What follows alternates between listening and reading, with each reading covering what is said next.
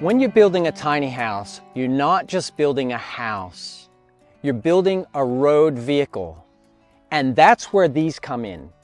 This is part of the unified construction method that makes sure that that house part that you love and you're busy designing stays connected to the vehicle part, which is so very, very important when you're building a tiny house, is to not forget that it's a vehicle. And this is part of the unified construction method that helps securely hold your house and your trailer together. These are the floor joist tie downs right here, and these are the stud wall tie downs. What this does is it creates a very strong way of holding your house and your trailer together. In 2019, I did a video on how to build a tiny house floor, and it's the same. We haven't changed.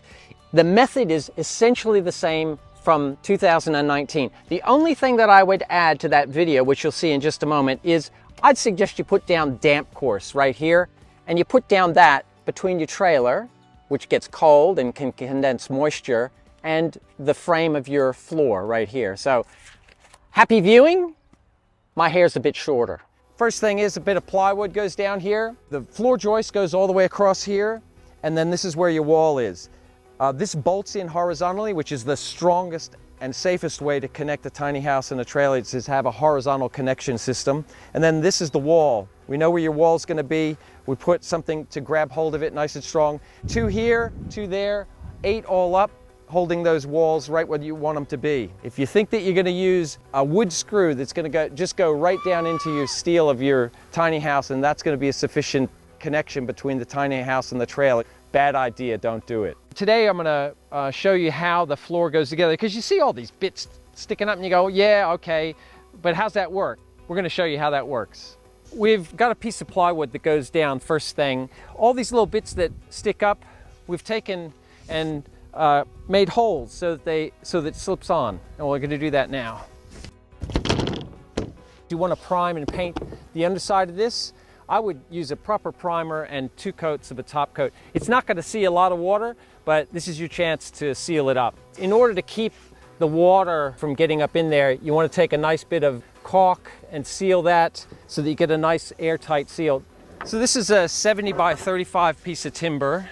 You want to be using these nylock nuts. It makes it very vibration resistant. Because we've designed the trailer for a particular tiny house, these outriggers, they sit right where we want them to, which is right over top of these floor joists, so that it's totally supported all the way out to the edge of the trailer.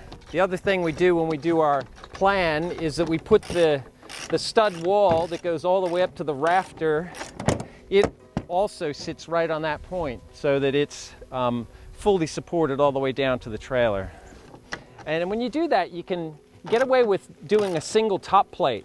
Generally, a double top plate is there so that the rafter doesn't take a point load.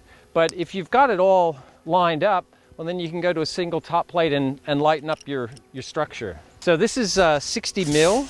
This is a 70 mil piece of timber, so 70 by 35, which leaves 10 more mil. We recommend using this double-sided aluminum foil foam, and it gives you a bit of a radiant barrier on your floor. So your flooring goes on there. It makes a beautiful insulated floor in such a way that your flooring is not sitting on any steel. Part of the unified construction method is that we're holding on to the wall. Because it's going to be vibrating, it's that upward lifting force that we want to guard against.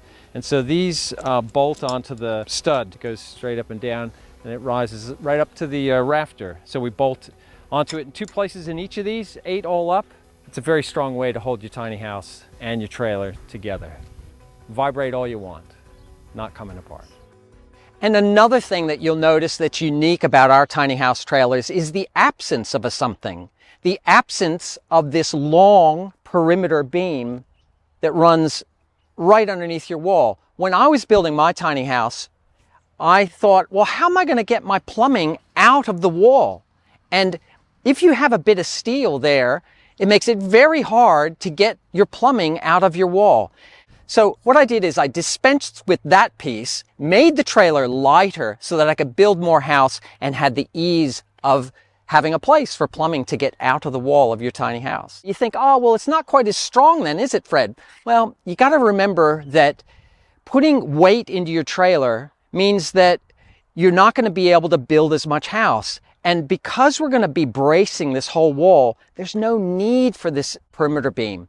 So it's an advantage in terms of getting your services out, and it makes it lighter weight. And what you need to be thinking of when you're building a tiny house is the whole thing. And we think about the whole thing as a wall structure that's supported and strong. And we've looked for ways to lighten the trailer so that you can build a strong, lightweight tiny house that's compliant. Something else to look out for when you're shopping for a tiny house trailer is that the A-frame drawbar travels all the way back and is welded to the front suspension hanger. Now, if they're not doing that, it doesn't mean that it's not compliant. It is compliant, but it's just not as strong as it could be and should be for a tiny house trailer. This is the A-frame drawbar, and we want to keep the integrity of this, particularly this top face of this. We don't want to weld on that.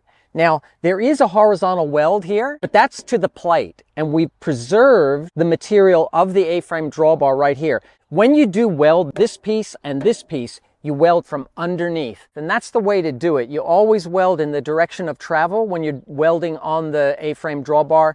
It's a fine point, but it's a really, really important point because this is doing a lot of great useful work for us, holding the A-frame drawbar as integral, but you don't want to weaken it at the same time that you weld on it. Now, all trailers have suspensions and they have suspension hangers. This is the suspension. This is the suspension hanger. We go to a fair bit of trouble to make sure that that hanger and that chassis rail stay strongly connected. Not just one or two welds, but all this jazz to really lock it all in place. These are outline marker lights. What are they? You know what they are because when you're traveling at night, you see the back of a truck is lit up in red, so you can see the outline of the vehicle. White to the front, red to the rear. That's what they are. We give them to you when you get your tiny house trailer, and we give you the spool of cable that you'll need to connect them when you're finishing off your tiny house so that it's road compliant and has all the required lighting. One optional extra you can get with your tiny house trailer is deck mounts. Now, Shannon and I, when we added a deck to our tiny house, wow, it was hard work attaching it after the fact. But not so if you're getting your trailer made. Standard is 4 of these. The thing about having that is that as the tiny house trailer, as a house moves just that very little bit, your deck moves with the house instead of having a standalone deck. You build it so that it's removable. That's a lot better with council anyway. And these are the deck mounts, very simple. One of the additional optional extras you can get is a drop floor modification at the rear of the trailer.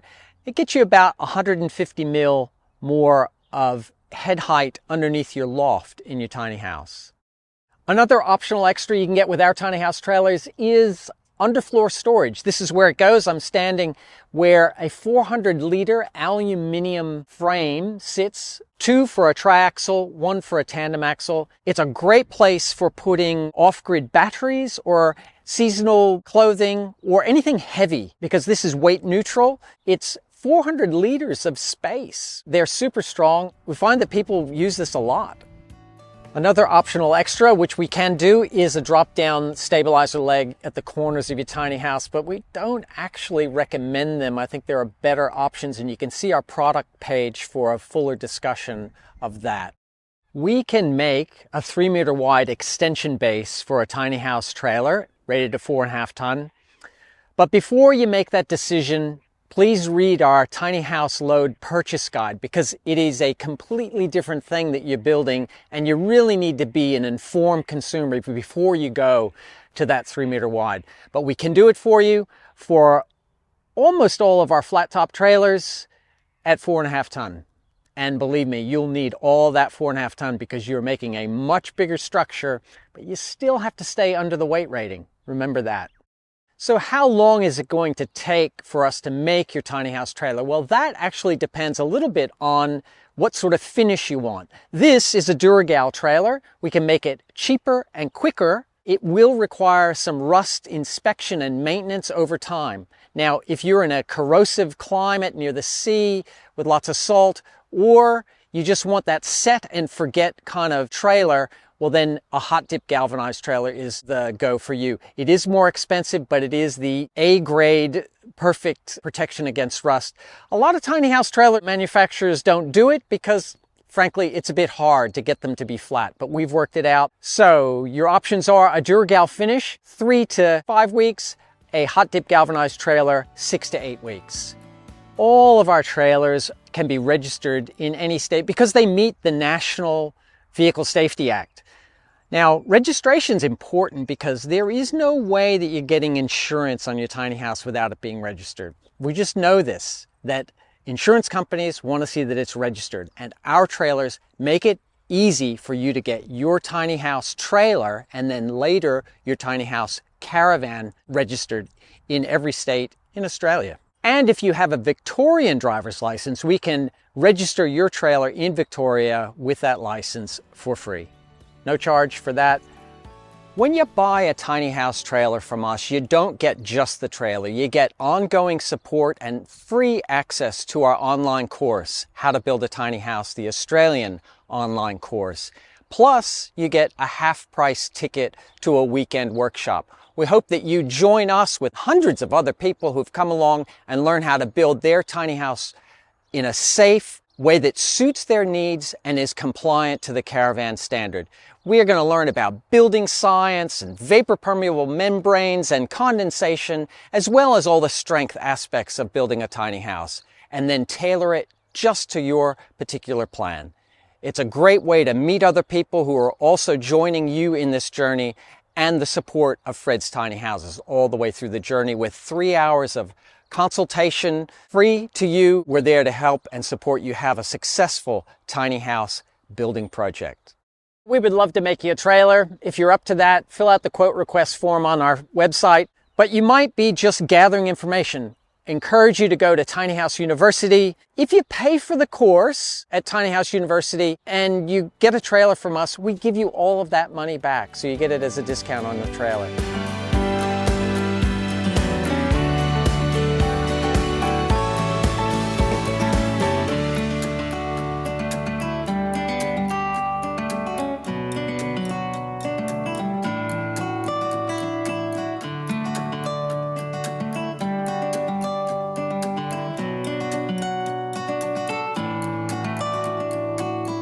We want to help you build the very, very best tiny house that's going to suit your needs. We're going to be with you all the way on your journey. Liberate yourself with a tiny house from Fred's Tiny Houses.